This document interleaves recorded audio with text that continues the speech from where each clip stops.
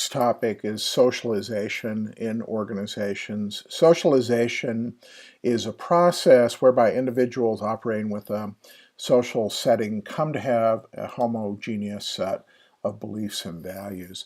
I want to make sure that we reinforce this distinction between socializing, which people get confused about this. Socializing is what takes place in all organizations and workplaces where people talk to each other, they have social relationships. Socialization is refers really to something different, and it again is this process where people come over time to think the same way about and understand things like the boss's behavior. What are the norms of the workplace? These come to be shared.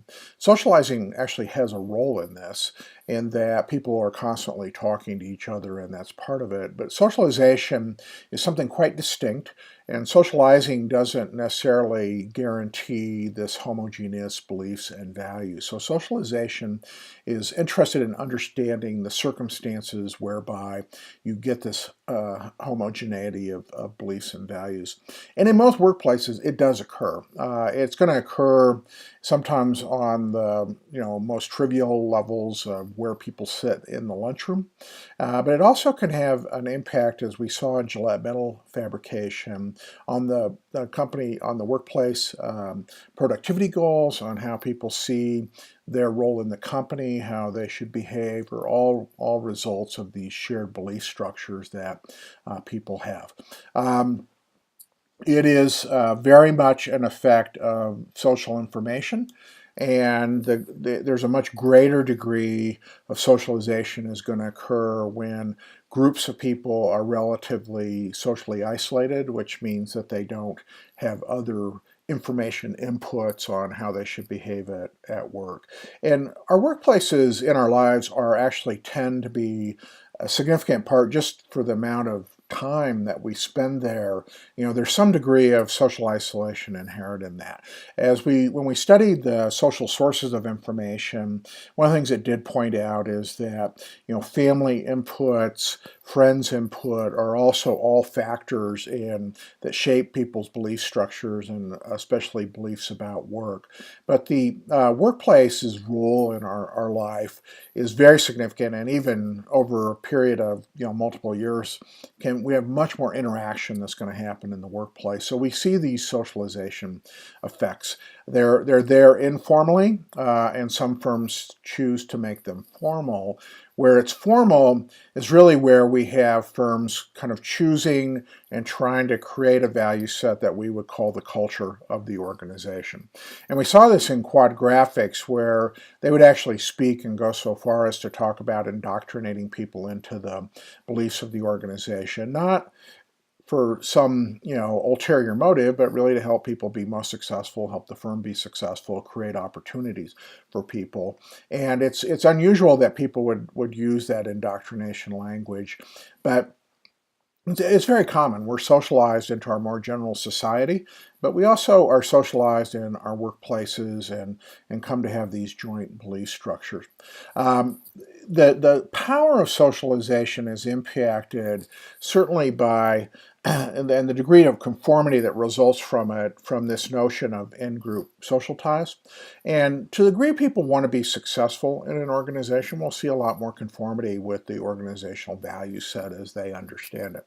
Now, success may be conformity to the informal structure, again, as we saw powerfully in Gillette metal fabrication, as we kind of see the journey of this relatively new employee who's recording a diary about his experiences.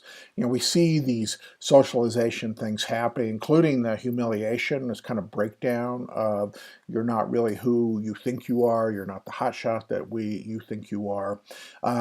And down to, this is kind of the way things are done. We have these social leaders, and so we all trust them. They're our source of information. Though in that case, we see a relatively complex social system operating, and we see how this newcomer comes to conform to it.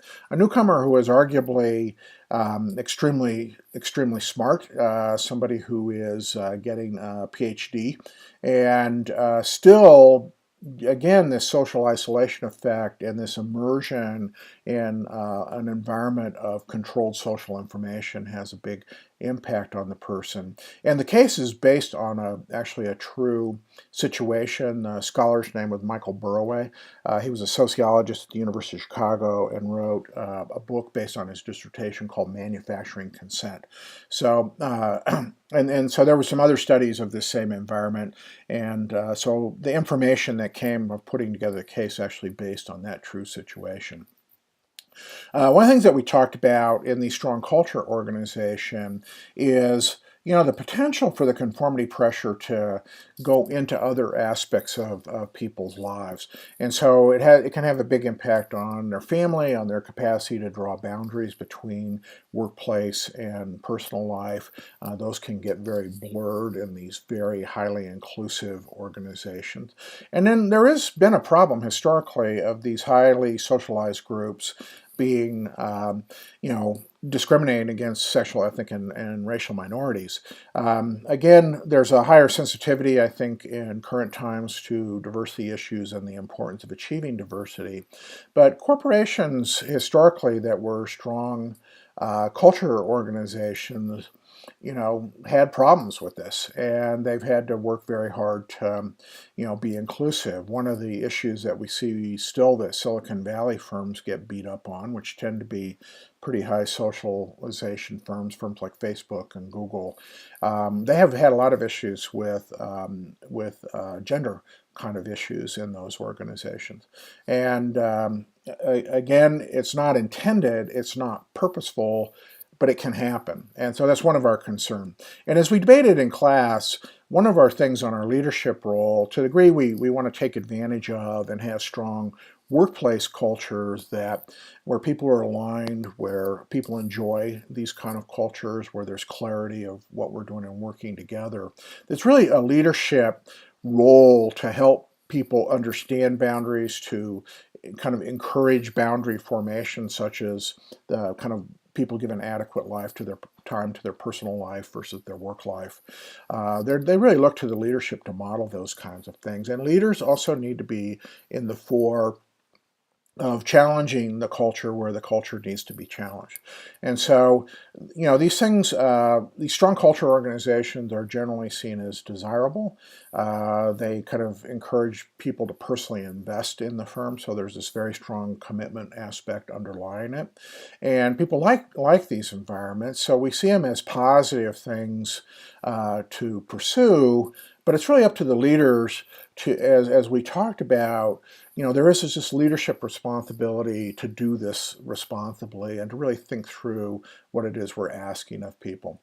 On the further readings, Hunter S. Thompson is famous for gonzo journalism, and one of the things he did early in his career is he did basically a participant observer study of the Hells Angels organization. So it's a really fascinating book about the nature of that organization. It is a very high socialization organization where the core values involve some criminality. The kind of notion is being a one percenter, which is not the financially wealthy, but the outlaw. They call it outlaw culture, and they think of them as one percenter. Another book, Bill Ochi's book III.E, which came out. It was fairly early in my career. It was one of the longest best-selling business books of all time. It was on the New York Times business bestseller list for 2 years. An enormously influential kind of comparison of American management of workplace values versus Japanese management versus high culture organizations. And so III.E was American, III.J was Japanese, III.Z was the melding and the kind of underpinnings of when people really got serious about thinking about high culture organizations and the competitive capacity and advantage associated with that. And what we saw in the quad graphics would actually be very similar to what he's talking about as a III.Z organization. The book Manufacturing Morals is a fascinating book. It's a case study of the Harvard Business School. And it's kind of a little a little beyond Ed Schein. So you read Schein's article on socialization. He actually talks about socialization in business education at MIT. And Antony has an interesting take of really looking at what isn't said and how things that are not said in business education can be an endorsement of values that those of us who are educators are extremely concerned about, kind of tolerance for breaking the rules, the kind of the social wink of it's kind of okay to do that, the kind of slippery slope. And it was not treated with great embrace by the Harvard Business School, and Antony ultimately left the Harvard Business School. But he really poses some interesting questions about the professional preparation for business, and challenging what is it that goes unsaid and how that may endorse behaviors in the business environment that are of great, distress to society and distress for those of us who have made a commitment to upholding the highest professional values in the operation of business. So it's just an interesting read, not one I would actually highly recommend, but I think it's useful to have an awareness of this exists. And if you're really interested in this topic area, something worth contemplating as you move through your business education. So, again, for this week, we talked about socialization. It has, of course, kind of many of the features and talks about everything that's going on in the social information processing model, both the impact of social information, people's own behaviors, the feedback they get, the kind of social conformity pressures that exist in being in an organization with other people are all driving this homogenization of values, which is by and large a good thing. It's something that we're used to, we're exposed to. It happens to us really, we oftentimes don't even think about it, may want to think about it personally, but we're also going to be involved in leading it. And I think it's important to understand what it is so that we can, again, take hold of in a purposeful way what we can do as leaders to make these highly functional, productive organizations and be partly in our modeling of the way, as Cousins and Posner talk about it, be the value setters for these organizations.